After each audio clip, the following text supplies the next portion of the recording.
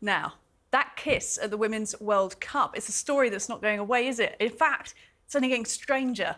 Today, the mother of Luis Rubiales announced she's locked herself in a church in Spain and is on a hunger strike in protest against what she's calling the inhuman hunt against her son. And I don't doubt it's been stressful for her and Rubiales and their whole family, watching his reputation disintegrate. The mob justice of social media and news is an overwhelming thing to experience.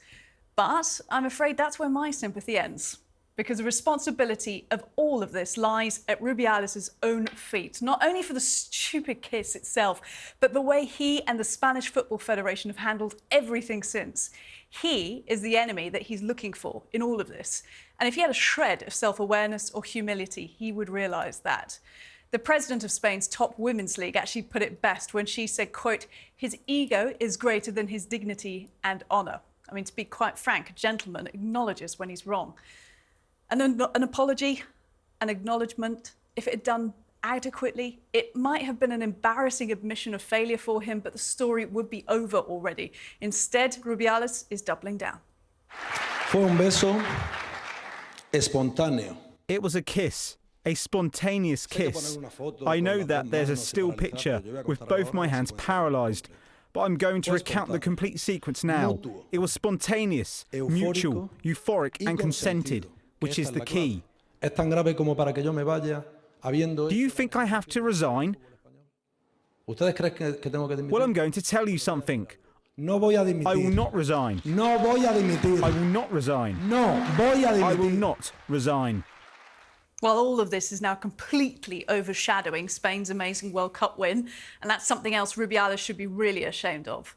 And a reminder, there is a reason this is all being described as Spain's Me Too moment. It's not just a fight about a kiss, it's a fight about being listened to. When a woman says she didn't consent to something, believe her. Joining me to discuss all this is Spanish football journalist Semra Hunter, and in the studio we've got socialist author Grace Blakeley and TalkTV's Esther Krakue. All three of you, thank you for rejoining me. We actually discussed all this with you last Thursday, and Semra, so much has happened since then. Are you shocked by the developments that have taken place? Yes, I really am. It just is getting crazier, wilder, stranger, more bizarre by the moment, by the day. And yes, there is so much that's been unfolding over the last few days since we spoke. Obviously, FIFA has suspended Luis Rubiales provisionally for 90 days. He is not to do anything related to football in any way, shape or form as it relates to a national, international level. He is not allowed to have any contact with Jenni Hermoso of any kind, either directly or through a third party. That goes for the federation as well. We have since heard from Jorge Vilda, putting out a statement that was, quite honestly, not the most sincere, I would say, considering that he's such a fervent supporter of Luis Rubiales, made no mention of Jenni Hermoso whatsoever of any kind. And his whole coaching staff just about walked out as well on Saturday. Beyond that, there were 6 or 7 members who also resigned after that incredible speech on Friday. It has since come to light that the whole reason why Luis Rubiales tried to make everyone believe that he was going to stand down was because you need to have a quorum, you need to have a 50% attendance rate in order for a meeting to happen. And because so many people were dropping out, they didn't want to go, he basically lured them into going by saying he was stepping down. So there were a lot of incredulous people in the audience as well, because they did not expect to hear what they heard. On top of that, today, the criminal court has opened up proceedings against him because, as we mentioned, I think on Thursday, because of that law, which is called Only Yes is Yes, which has to do with consent, if there is no consent, then it is considered a crime. So there have been 4 official complaints that went through to the court, to the prosecutor's office in Madrid. They took it to the national court, and now they are going to look at this as a potential criminal case and as an alleged or a potential act of sexual aggression. So he's got it coming at him from all different angles right now. And right now, the Federation is also still undergoing their emergency meeting, which started at 4 o'clock this afternoon, where they're debating what to do about all of this mess.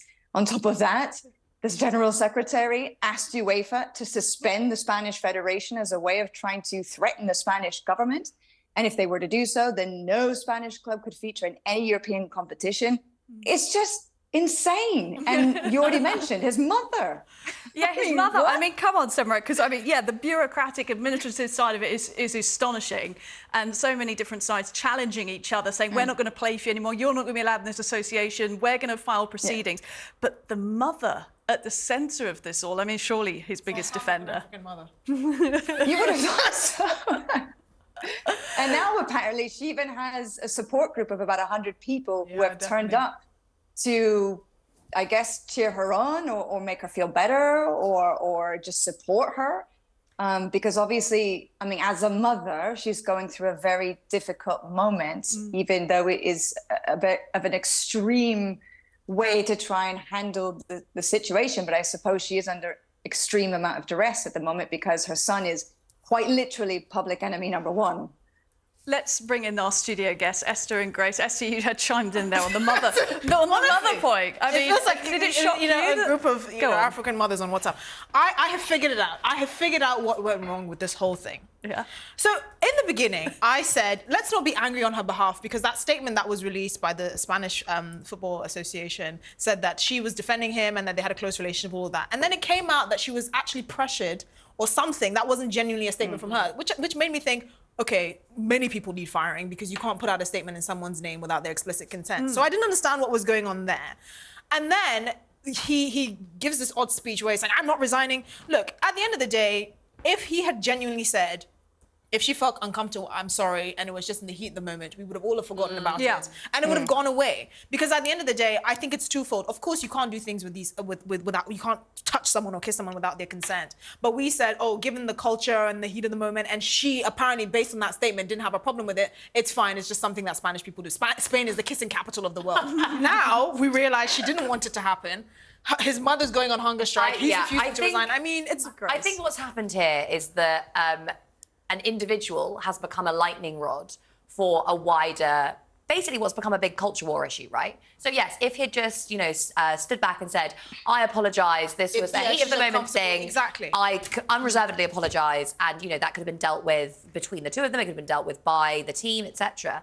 But because he didn't say that, it then went into the media, and suddenly everyone had to pick a side, as they always do in the culture war battles. And Spain has this massive issue with the far right, often, you know, who are linked to what was a very extremely right-wing authoritarian regime in Spain that was only removed in like the 70s. And the far right are doing very well on the back of, you know, the classic lines about like feminism gone mad and political correctness gone mad, and there's all this stuff that's wrong with society because of women, because they're not taking up their traditional roles. So now this is the perfect issue to actually divide people and say, oh, look at this poor man who's being, you know, hauled over the coals for something very natural. Look at his poor mother, versus everyone else who's like, this is obviously insane and something needs to be done about it. This didn't need to become a culture war issue, because on So the one, many because things we're human beings, we Everything can understand. Like, look at football when people are Yeah. smacking each other on the bum stuff. We can understand this is something that happened in the heat of the moment, but we also have to draw a hard boundary, saying if this person didn't like it, just say I'm sorry, have respect, and we can move on.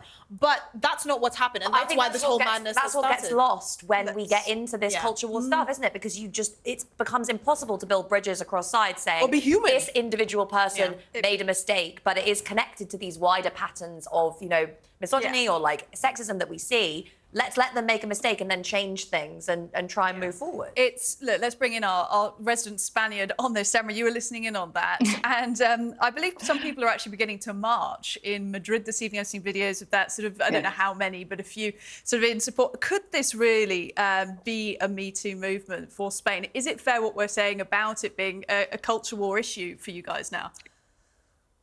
It is very much a point of contention, but I wouldn't say that it's dividing society. It's quite the opposite. I've never seen anything like it in Spain. It's extraordinary. It's actually united society.